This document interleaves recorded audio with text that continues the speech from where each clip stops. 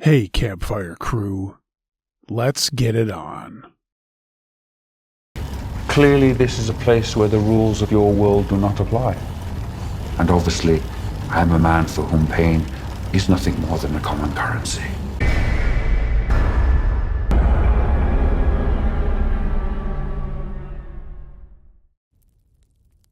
Scary convenience store visit, submitted by Daquan R. I still can't walk past a convenience store at night without feeling that tight electric buzz in my spine. You know, the one that warns you something terrible might be waiting behind a glass door and humming fluorescent lights. This happened 3 years ago, on a night when nothing felt dangerous at all. I just finished a late shift at my job and stopped at a local market, a tiny little corner store that stayed open until midnight. It was the kind of place where the clerk Darius knew everyone by name, and the biggest excitement was when someone knocked over the chip display. It was 11:42. I remember the time exactly because I was checking my phone as I walked in, just thinking about grabbing a soda and heading home. What I walked to instead still follows me. The bell above the door barely had time to jingle before somebody slammed into the back of my shoulder, really hard. I stumbled, spun around, and saw two guys shove through the entrance behind me. Both were wearing black hoodies and these cheap plastic Halloween masks. One guy was holding a duffel bag, but the other guy had a gun. And it wasn't a small gun either. It was a long-barreled .38, and looked heavier than his hand knew how to hold it. He pointed it straight at Darius. "Shut it down. Register. Now." Darius froze. His face drained so fast it looked like someone unplugged him. Honestly, I wanted to run. Any sane person would. But the guys had stepped between me and the exit, and the gunman tilted the muzzle toward me for a second. "You don't move." I didn't. Darius fumbled with the drawer. I could tell his hands were trembling so badly because I could hear the coins inside rattling. The second guy hopped behind the counter and started shoving things into the duffel bag. Smokes, scratch-off tickets, anything. But then something shifted. The gunman, I could tell, was getting jumpy. He kept breathing through the mask like he was running out of air, and he was waving the barrel of the gun around, yelling at Darius for being too slow, and then yelling at his buddy for not grabbing the good stuff. That's when I started to think something terrifying, that this was their first time to this rodeo. They seemed really reckless. They seemed desperate, and I felt that they were about to lose control, and if they panicked, somebody might die. I felt my whole body go hot and cold all at once. I'm not a fighter. I wasn't a soldier. I wasn't a hero of any kind. But standing there watching that gun drift closer to Darius's head, something in me just clicked. And I was resolved I was not going to let these guys shoot him. My phone was still in my hand, and my thumb was hovering over it.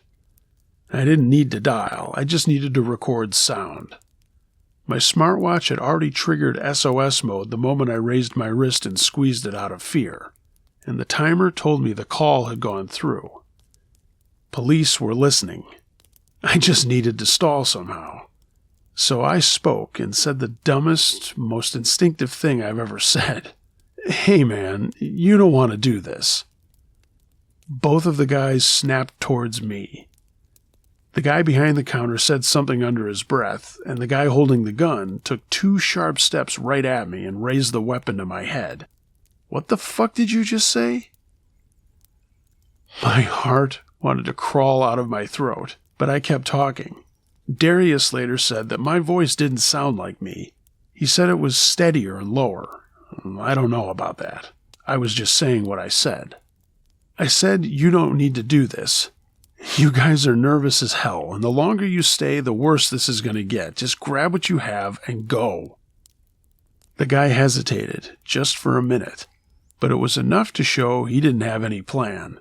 He didn't know what to do with someone who wasn't screaming or afraid. He took another step closer, saying, "Shut up, shut the fuck up, man." And then I saw that his wrist was shaking.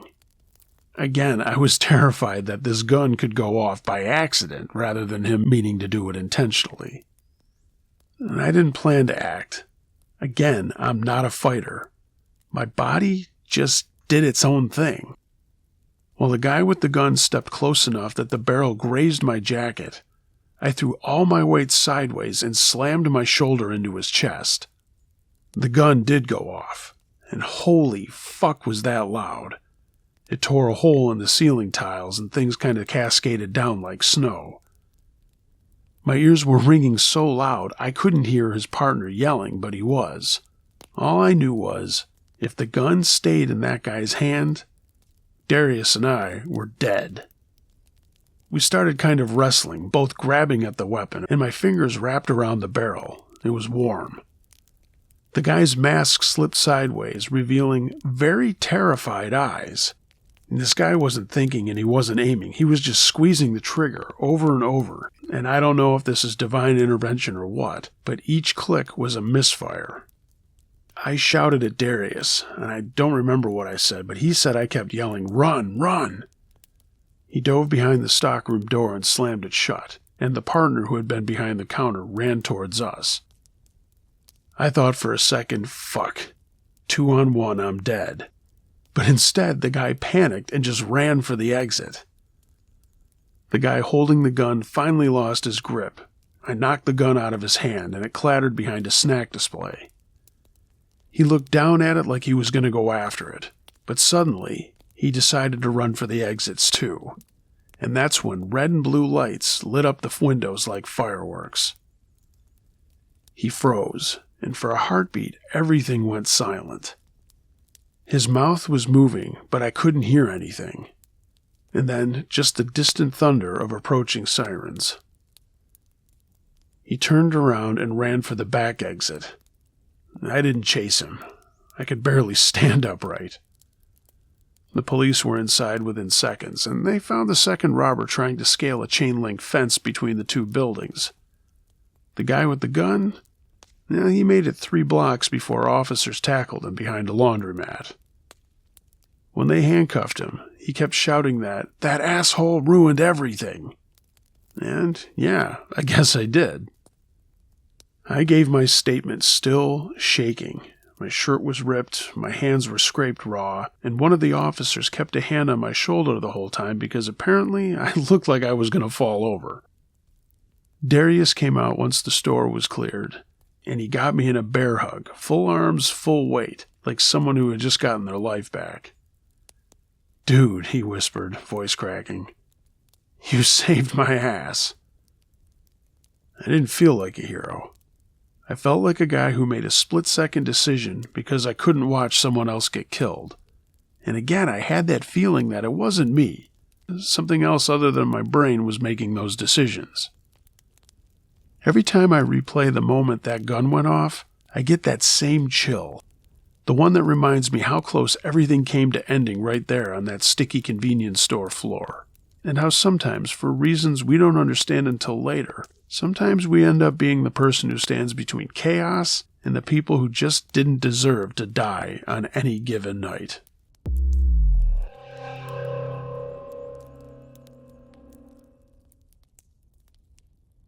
My stalker was convinced he was Gatsby and I was his Daisy by just a scrolling. I, a 30-year-old female, had one of the most terrifying stalking experiences 12 years ago. I was 18, and the Great Gatsby movie with Leonardo DiCaprio had been released.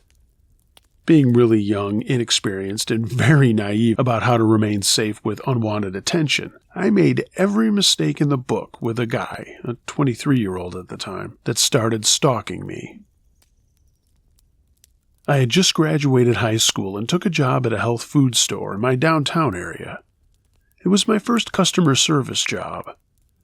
The owner was a big hippie, easy to work with, and flexible with the hours. At first, I worked different shifts, eventually taking the afternoon to close hours. Due to how small the store was, I was alone without other coworkers. Only our owner sporadically dropped by to grab items off the shelf for her personal use, then left after 30 minutes or so. As a side note, our store was situated next to the building that had subsidized housing for those recently released from incarceration or low income. The evening and nighttime hours were risky for young women to be without a male escort. Every restaurant in the downtown had staff that escorted girls to their cars, as it was common to be followed with assaults happening after dark. I was on edge during close, but felt some reassurance as I had parking immediately outside our back exit, just a few feet from the door. But I was in the store closing out the register, cleaning, and locking up every night alone. The front of the store was where the cash register was set up, but my back was to the large window that was right next to the sidewalk. The register faced the inside of the store, and it wasn't uncommon for me to feel people watching me and catch creepy guys looking at me through the window right behind where I was standing. Again, young and inexperienced, I didn't voice my fears or report the randos that would be a foot away watching me, only separated by that glass window. I picked up a shift during the summer farmers market in the morning. It was a great day. I was so happy to work in the morning and have a higher flow of customers. One guy, I'll call Cam, came into the store with a brochure for a local event at a spiritual center in the downtown area. I was cordial, smiling, and got permission for us to post it at our register. He was obviously high, nothing crazy, and looked chill.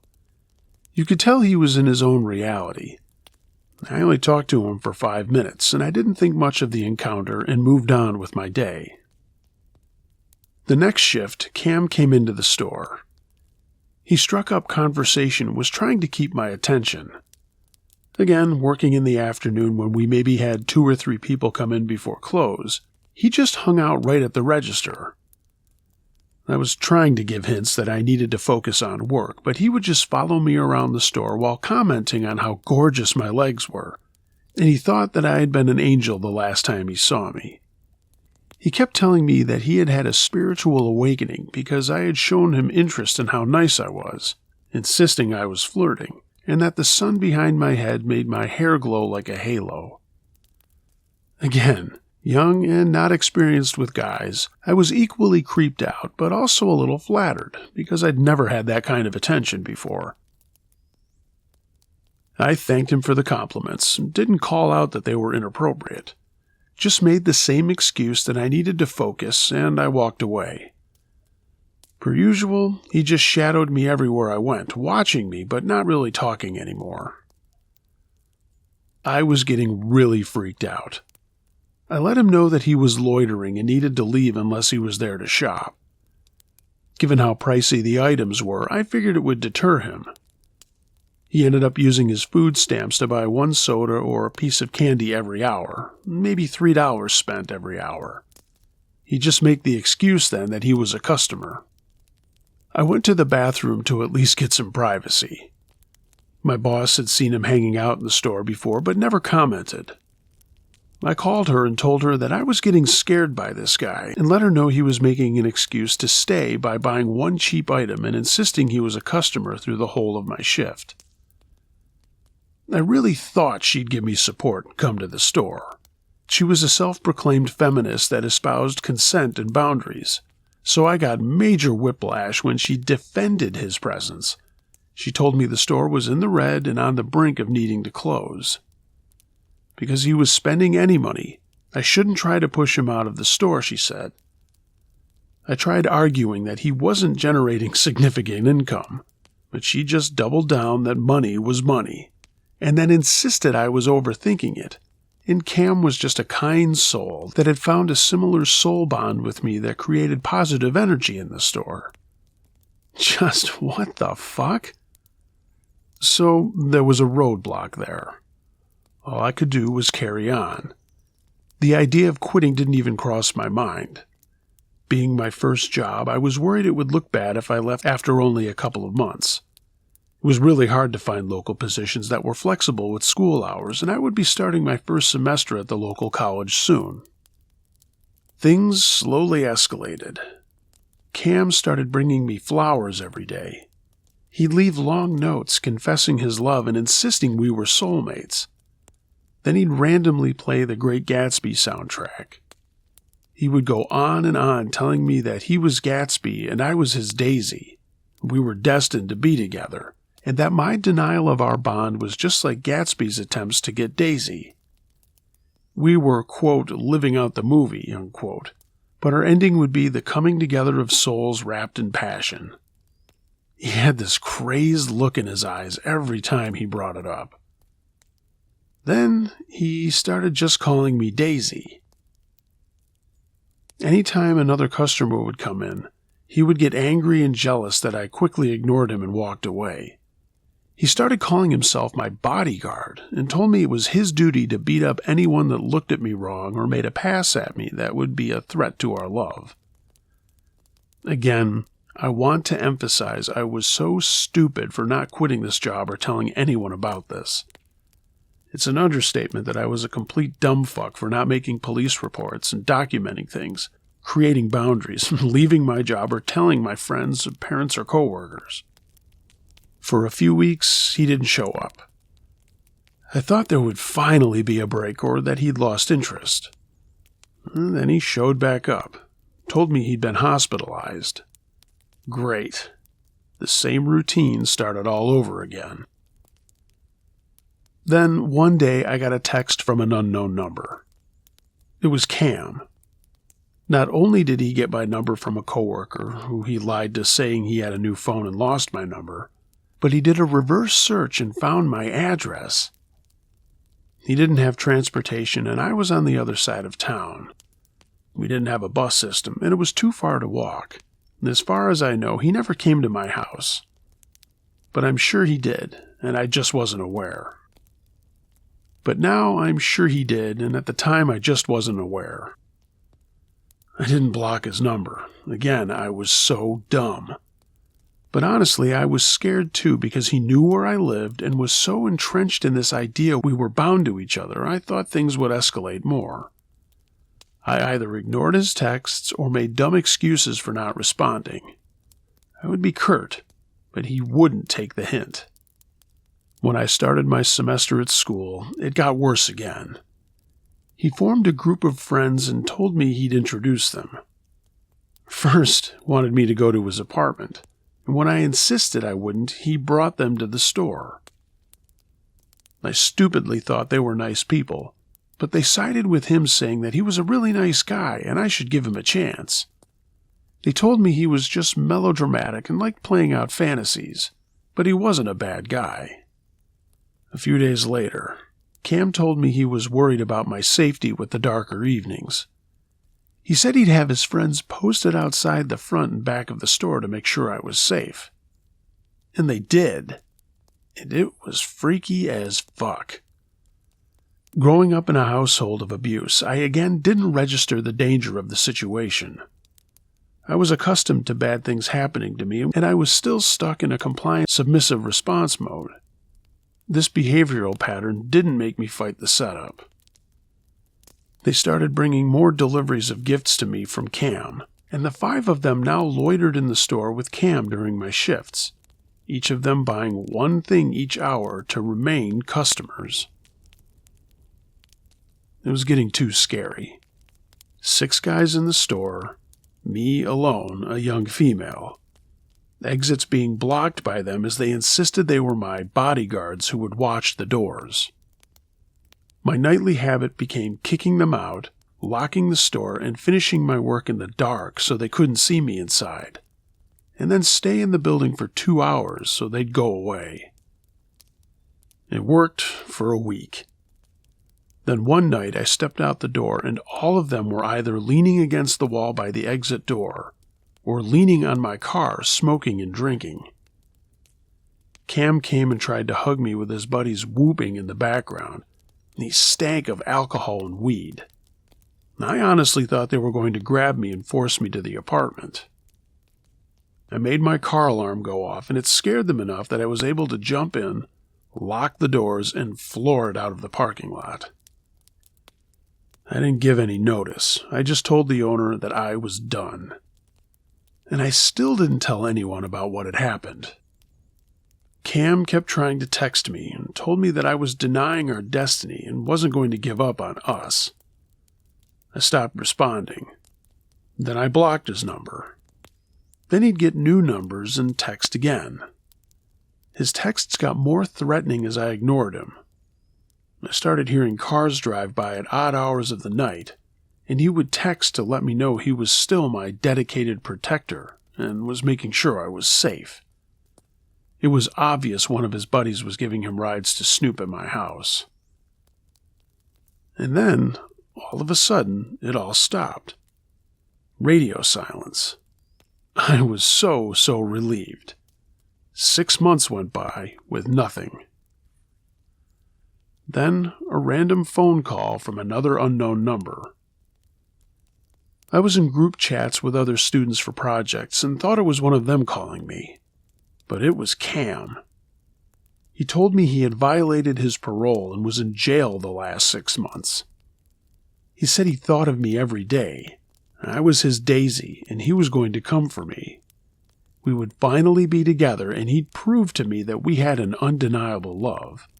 He said I'd love his dick, and that he could already feel me riding him and loving it. And he thought about it every day in jail. I went pale as a ghost and was speechless. All I could think was to fake a story about going abroad for studies in 2 weeks. He started screaming at me for running away from our connection. He said he'd find me and come after me no matter where I went. I just hung up the phone, trashed it, and got a new phone with a new number. Deleted my Facebook and finally moved to a larger city about an hour away. I had to upend my entire life because of this piece of trash, and I was so inexperienced and naive and made so many mistakes. I was just glad the worst-case scenario never played out, and it was a steep learning curve that taught me how to protect myself in the future. This wasn't the last of my weird encounters, though. One guy at college who transferred to the larger university from our local college got a similar fixation on following me on the bigger campus. He had a fetish for being stalked, and he would find me at the school union and talk about how hot it would be if he found me going through his trash in the middle of the night. Thankfully, it was a huge campus, and I got friends enlisted to watch out for him and let me know where to avoid. But fuck's sake, there are so many creeps out there, and sometimes it really sucks being a woman.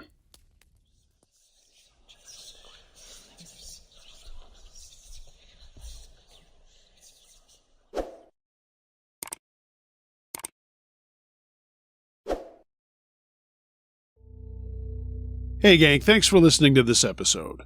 If you have a true scary story of any nature that you'd like me to narrate, send it to UncleJoshTrueScaryStories@gmail.com. I read them all. And if you have any winter holiday stories, Christmas, New Year's, that sort of thing, send it my way as soon as you can. I will be working on a special episode for that coming up. If you're checking this out on YouTube and you like what you heard and saw, why not give the video a thumbs up?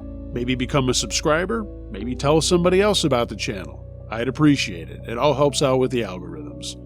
Follow me on social media, and if you'd like to take your support of what I'm doing a step further, find a link in the description to my Patreon page, or purchase some Uncle Josh and Campfire Crew merchandise. A link to my TeePublic storefront is in that description as well. Everybody, happy Thanksgiving. Be excellent to each other. And until next time, be wary of things that go bump in the night. It could be anything. A ghost, a monster, or the guy next door.